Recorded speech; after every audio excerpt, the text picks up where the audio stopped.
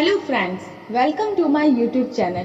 पिछले वीडियो में हमने नेट के पाठ्यक्रम में संकलित इकाई 7 की कहानी लाल पान की बेगम का कथावाचन किया था।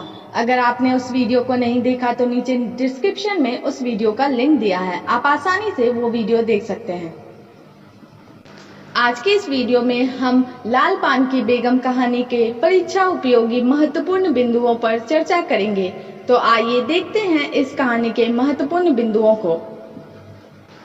फणीश्वर नाथ रेणु हिंदी भाषा के साहित्यकार थे। रेणु को जितनी प्रसिद्धि उपन्यासों से मिली, उतनी ही प्रसिद्धि उनको उनकी कहानियों से भी मिली। उनके द्वारा रचित प्रमुख कृतियां निम्न हैं। उनके द्वारा लिखे गए उपन्यास मैला आंचल, परती परिकथा, जुलूस, दीर्घतपा, कितने चौराहे, पलटू बाबू रोड। उनके द्वारा लिखे गए कहानी संग्रह एक आदिम रात्रि की महक, ठुमरी, अग्निखोर, अच्छे आदमी। उनके द्वारा लिखे गए संस्मरण रीम जल, धन जल, श्रुत अश्रुत, पूर्वे, आत्म परिचय, वन तुलसी की गंध, समय की शिला पर।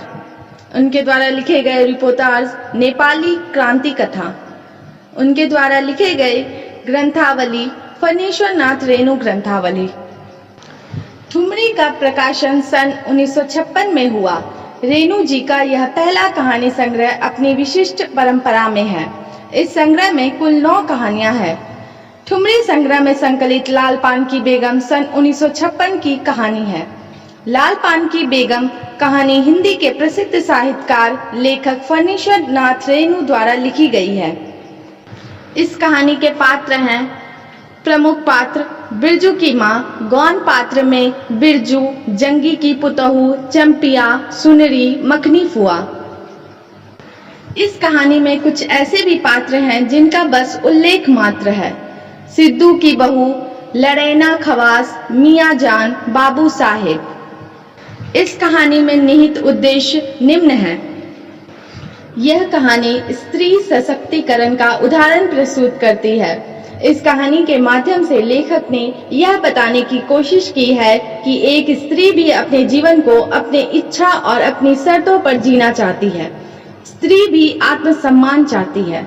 ऐसा कोई भी कुप्रथा या कुरीति स्त्री को स्वीकार्य नहीं है जो उसके आत्मसम्मान को ठेस पहुंचाए या उसे दोयम दर्जे का करार दे। इस कहानी में मानवीयता का एक स्रोत लोक संस्कृति है। लाल पान की बेगम ठुमरी की छठी आंचलिक कहानी है। बलरामपुर का नाच देखने की लालसा आसपास की अंचलों की महिलाओं में कितनी बलवती होती है, यह इस कहानी में अनायास व्यंजित होता है। इस कहानी में सामान्य जनजीवन, सामाजिक संबंध, सोच और भावनाओं में विरोधी परिस्थितियों के बावजूद मानवीयता का विकास दिखाई देता है। इस कहानी में संवेदनात्मक उद्देश्य पूरी सफलता के साथ चित्रित हुआ है। तो आइए संक्षेप में इस कहानी की कथा वस्तु को देखते हैं।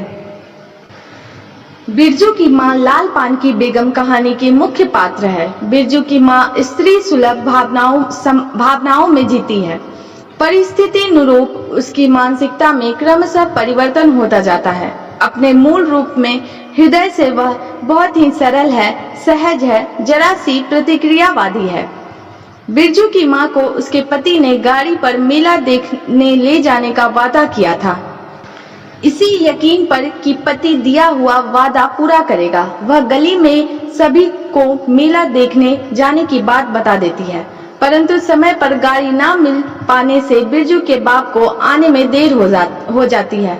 वह आएगा या नहीं, इसी द्विधाग्रस्त मनस्थिति में वह झुंझलाती है। इसी मनोदशा में मखनी फुआ पूछती है, क्यों बिरजू की माँ नाच देखने नहीं जाएगी क्या? पहले से ही उद्विग्न बिरजू की माँ को यह बात बेहद चुभती है, जबकि मखनी फुआ ने सहजता से पूछी हुई है। इसी दशा में वह प्रतिक्रिया पर प्रतिक्रिया देती जाती है और फुआ तथा जंगी की पुतहू से उलझती जाती है। जंगी की पुतहू कहती है, चल दीदिया चल, इस मोहल्ले में लाल पान की बेगम बसती है, नहीं जानती दोपहर दिन और चौपहर रात बिजली की बत्ती भग भग कर जलती है। गांव की जननडाही औरतों ने उसके बारे में झूठी अफवाहें फैलाई थी।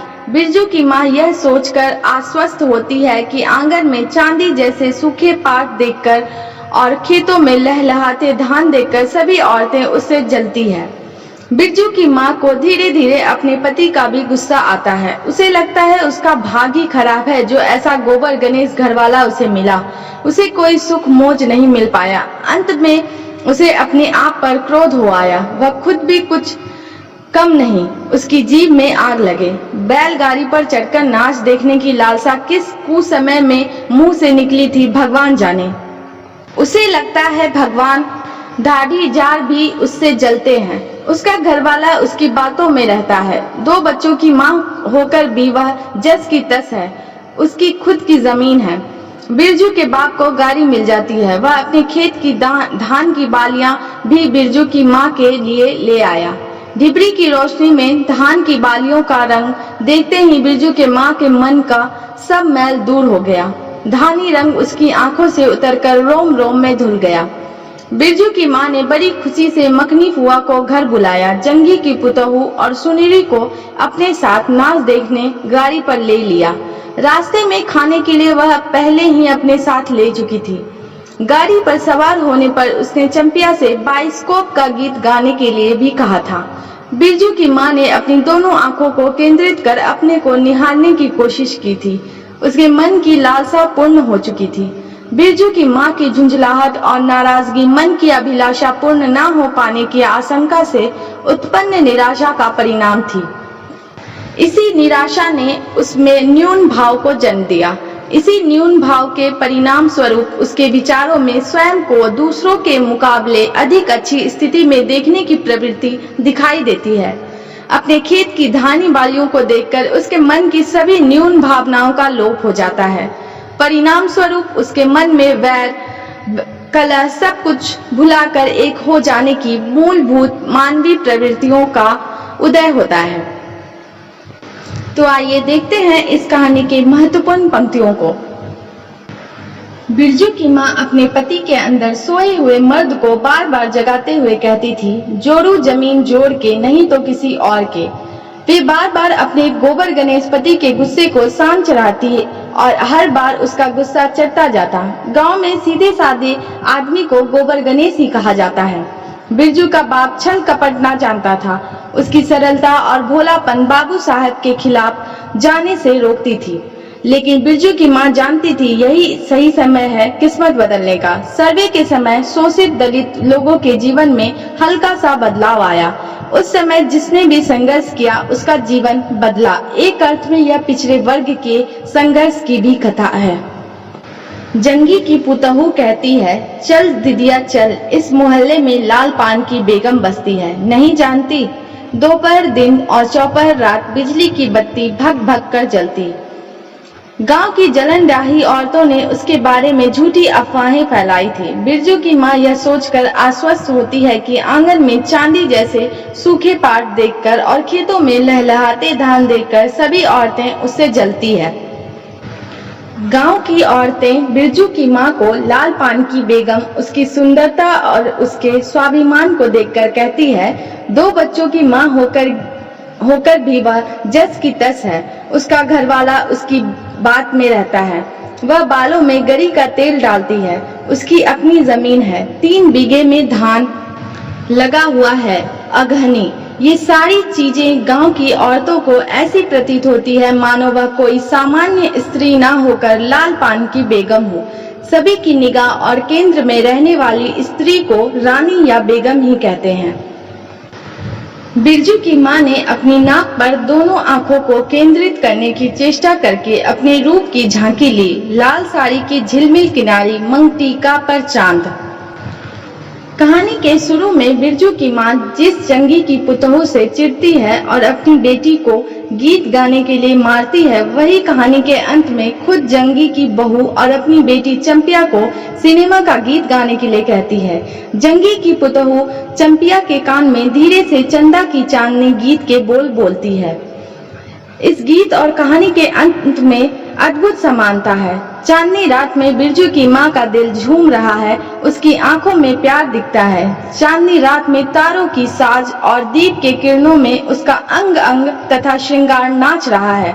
अंत तक आते आते उसे अंगड़ाई और मस्ती छाने लगती है, उसे नींद आने लगती है। आशा करती हूँ कि मेरा छोटा सा प्रयास आप सभी को अच्छा लगा होगा। अगर वीडियो पसंद आए तो चैनल को लाइक, शेयर, सब्सक्राइब करें और बेल आइकन दबाएं ताकि आने वाली वीडियोस की नोटिफिकेशन आपको मिल पाए।